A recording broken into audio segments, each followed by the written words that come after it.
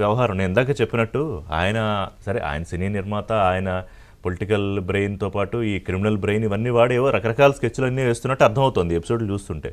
ఇప్పుడు నిన్న కూడా మనకు వచ్చిన ఇన్ఫర్మేషన్ ఏంటంటే, నేను నైటే మనమే బ్రేక్ చేసాం. ఇది చేసిన తర్వాత విచారణకు వస్తున్నట్టు నమ్మించి నకిలీ పేరుతో టికెట్లు వేసుకుని ఫారెన్ పారిపోయే ఆలోచనలో ఉన్నారని తెలుస్తోంది.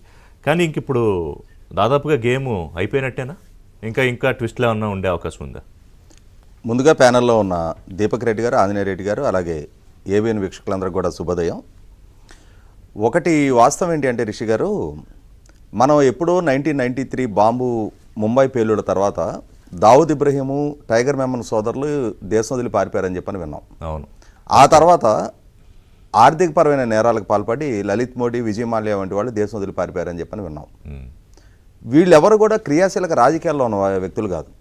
కానీ ఈ మధ్యకాలంలో కొత్తగా క్రియాశీలక రాజకీయాల్లో ఉంటూ చట్టసభలకు ప్రాతినిధ్యం వహించి ప్రభుత్వంలో పాలనా వ్యవస్థలో భాగస్వాములుగా ఉన్న కాకాని గోవర్ధన్ రెడ్డి గారు, పిన్నెల్లి రామకృష్ణారెడ్డి గారి సోదరులు, అలాగే గౌతమ్ రెడ్డి గారు, ఇప్పుడు రాజకాశ రెడ్డి వంటి వాళ్ళందరూ కూడా ఈ పారిపోయే ప్రక్రియ చూస్తుంటే వీళ్ళకి తేడా ఏముంది? ఇవాళ తీవ్రమైన నేరాలకు పాల్పడి ఆర్థిక వ్యవస్థని చిన్నాభిన్నం చేసిన వాళ్ళు, శాంతి భద్రతలకు విఘాతం కలిగించి వేల మంది ప్రాణాలు తీసుకున్న వాళ్ళు ఇవాళ వేలాది కోట్ల రూపాయల అక్రమాలకు పాల్పడి, ఈ ప్రకృతి వనరులను లూటీకి పాల్పడి, అధికార దుర్వినియోగానికి పాల్పడి ఈ విధంగా పారిపోతున్న వాళ్ళకి మధ్య వ్యత్యాసం లేదు అని చెప్పని చాలా మంది ఆరోగ్యం, ప్రాణాలు పోవడానికి కారణమయ్యి, అవును, ఇవాళ వాళ్ళే నిర్ధారణ చేస్తూ ఉన్నారు. వాస్తవంగా ఇవాళ రాజకాశ రెడ్డి ఎన్నాళ్ళు ఎక్కడికి పారిపోగలుగుతావు? ప్రభుత్వం వ్యవస్థలు కనుక పట్టుదలగా ప్రయత్నించి ఎవరైనా సరే తీసుకురావాలి అనుకుంటే, మనం 2019కి ముందు ఆ రోజు రెడ్ శాండిల్ స్మగ్లర్గా ఉండి గంగిరెడ్డి మారిషస్లో దాక్కున్నాడు చంద్రబాబు నాయుడు గారి ప్రభుత్వ హయాంలో. కానీ పోలీసులు ఐడెంటిఫై చేసి మారిషస్ నుంచి జుట్టు పట్టుకొని లాక్కొచ్చి జైల్లో కూర్చోబెట్టారు. కాబట్టి ఇవాళ విచారణకు మీరు నిర్దోషులు అని చెప్పుకుంటున్నప్పుడు, నేను ఐటీ అడ్వైజర్గా ఉన్నా, నాకు ఈ కేసుతో సంబంధం ఏంటి అని చెప్పని విచారణాధికారులని నోటీసులు తీసుకోవడానికి కూడా క్వశ్చన్ చేసిన వ్యక్తి, పోనీ ఐటీ అడ్వైజర్గా నువ్వు ఈ రాష్ట్రానికి అందించిన సేవలు ఏంటో చెప్పు. ఇవాళ ఐటీ అడ్వైజర్గా కొనసాగిన రోజున నీ వల్ల ఈ రాష్ట్రానికి ఏ సంస్థలు గ్రౌండింగ్ చేయించగలిగావు, ఎంతమందికి ఉపాధి కల్పన చేయించగలిగావు, ఎన్ని వేల కోట్ల రూపాయల ఐటీ ఉత్పత్తులను ఎగుమతి చేయించగలిగావు, ప్రభుత్వానికి ఎంత ట్యాక్స్ రెవెన్యూస్ రప్పించావు, అదేనే చెప్పు. ఇవాళ ఐటీ అడ్వైజర్గా నీకు కంట్రిబ్యూషన్ ఏదైనా ఈ రాష్ట్రానికి ఉందా? ఐటీ అడ్వైజర్ అనేది ఒక ముసుగు. అంటే ఐటీ అడ్వైజర్కి అసలు ప్రైవేట్ విల్లాల్లో లిక్కర్ పాలసీలు డిజైన్ చేయడానికి అసలు సంబంధం. ఇవాళ ఢిల్లీ మద్యం పాలసీకి సంబంధించి ఇవాళ సౌత్ సిండికేటు అనే పేరుతోటి ఇవాళ మాగుంట శ్రీనివాసరెడ్డి గారు, వాళ్ళ కుమారుడు, అలాగే మనకి శరత్చంద్రారెడ్డి గారు, కవిత గారు, వాళ్ళ ఆడిటర్ బుచ్చిబాబు గారు, ఈ పిళ్ళై ఇంతమందిని అరెస్ట్ చేశారు కదా, అభిషేక్ బోయినపల్లి ఇంతమందిని అరెస్ట్ చేసినప్పుడు వాళ్ళు చెప్పింది ఏంటి?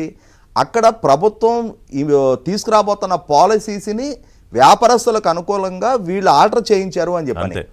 మరి విజయసాయిరెడ్డి గారు చెప్పిన ప్రకారం తన ఇంట్లో 2 సందర్భాల్లో, ఒకటి హైదరాబాద్లో, ఒకటి విజయవాడలో తన విల్లాలో జరిగిన సమావేశాల్లో మేము కిక్ బ్యాక్స్ గురించి కాదు, మద్యం పాలసీ గురించి మాట్లాడామని చెప్పారు. మద్యం పాలసీ గురించి ప్రభుత్వాధికారులు, పాలిటీషియన్స్, అలాగే డిస్టిలరీ అధికారిగా ఉన్న సజ్జల శ్రీధర్ రెడ్డి వీళ్ళందరూ కలిసి మాట్లాడారు అని అంటే ఏంటి అర్థం? అక్కడ నీకు ప్రభుత్వం పాలసీ శాసనసభలో చేయాలి, లేదా అధికారులు సెక్రటేరియట్ లో మీటింగులు జరగాలి, పాలసీలకు సంబంధించి అదే అంటున్నా, మినిస్టర్ ఉండాలి, కన్సర్న్ మినిస్టర్ ఉండాలి, కన్సర్న్ ప్రిన్సిపల్ సెక్రటరీ ఉండాలి. కానీ ఇక్కడ ఏం జరిగింది? Beverages corporation chairman, beverages corporation MD, అలాగే సత్యప్రసాద్, మిగిలిన వాళ్ళు ఐఏఎస్ అధికారి జగన్మోహన్ రెడ్డి గారి పిఏగా ఉన్న ధనుంజయ రెడ్డికి ఈ ఎక్సైజ్ పాలసీ తోటి ఏం సంబంధం నీకు? నువ్వెలా డిఫైన్ చేస్తావు? వీళ్ళందరూ కలగలిసి అక్కడ చేసింది 100కి 100 రూపాయలు, దాని నుంచి ఎలా ఆదాయం రాబట్టుకోవచ్చు, ఆదాయం ప్రభుత్వానికి కాదు, వీళ్ళకి ఏ విధంగా ఆదాయం రాబట్టుకోవచ్చు అని చెప్పి నేను చెప్పాను కదా మీకు రాజేష్ గారు ఇంట్రోలో. హవాలా, క్యాష్ హ్యాండర్లు, కొరియర్లు, ఆర్గనైజర్లు అంటే ఒక పెద్ద వ్యవస్థ.